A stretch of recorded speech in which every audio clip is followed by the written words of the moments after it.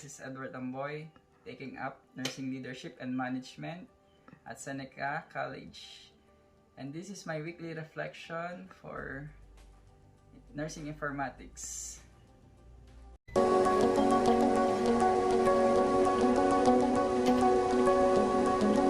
Week 2 Reflection. In Week 2, I have learned that to provide quality nursing care to patients, we must adapt to latest technologies that will help nurses to work fast, but efficiently and competently.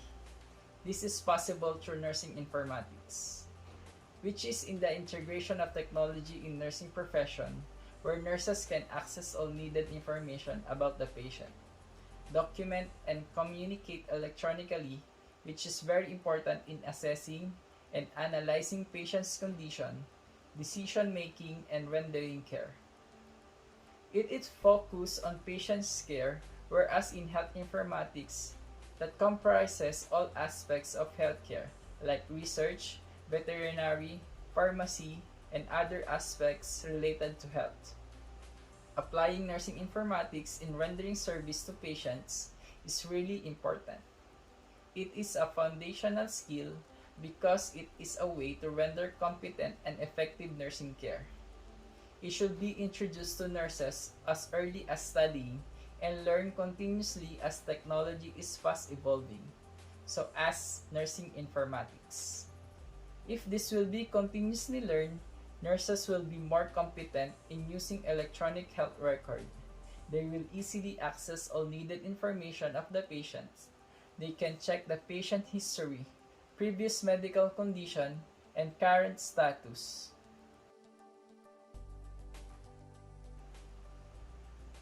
While using nursing informatics, there must be guiding principles for nurses such as protecting the patient's health records, maintaining privacy and confidentiality, having a login process with strict identity verification, frequent changing of passwords to protect against unauthorized access.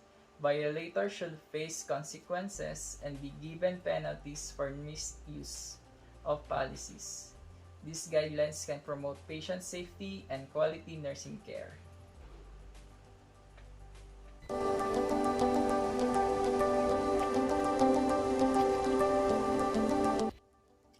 In Week 3, I learned about various types of informatics in health sector that made health data and information readily accessible and promotes quality service to clients.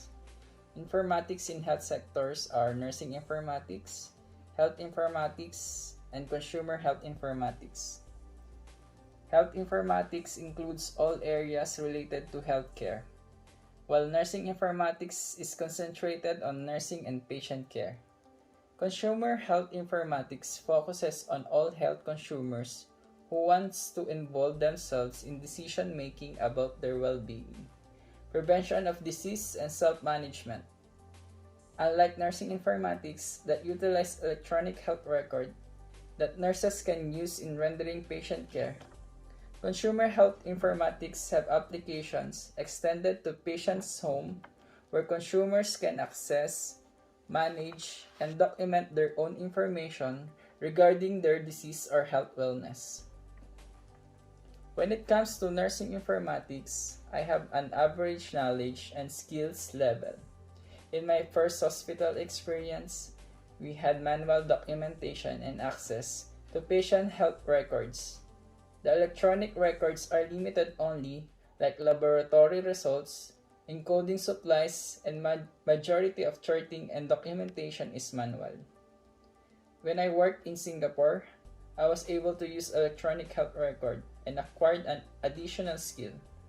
I was able to use computer on wheels that is accessible when recording all patients' data, which lessened the time spent in documentation and prevents medication error. When applying nursing informatics to our profession, it is important to understand its guidelines to work efficiently at the same time, promote safety, and improve quality of care to patients.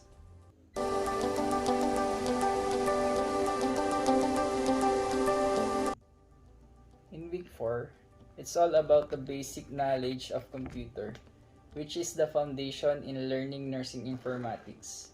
We need to know its components, functions, and features so we can know which unit is reliable, accurate, and with good storage capacity for electronic patient records. Computer is an electronic device used in nursing informatics. It receives, processes, stores data, and gives an output. It has essential hardware components, which are the physical parts of the computer: the monitor, keyboard, mouse, motherboard, CPU, RAM, ROM, and hard disk drive. A keyboard is used to input letters, numbers, symbols, and function keys. The CPU is where the data that you input and process. That is why it's called the brain of a computer. The monitor displays text and images that you input. The data is then stored in a storage. There are basic operations in a computer, namely input, process, and output. Input is the data that are entered and received by the computer, like when typing or when clicking a mouse.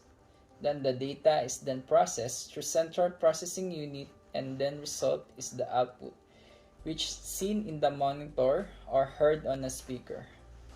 The data are then saved in a storage.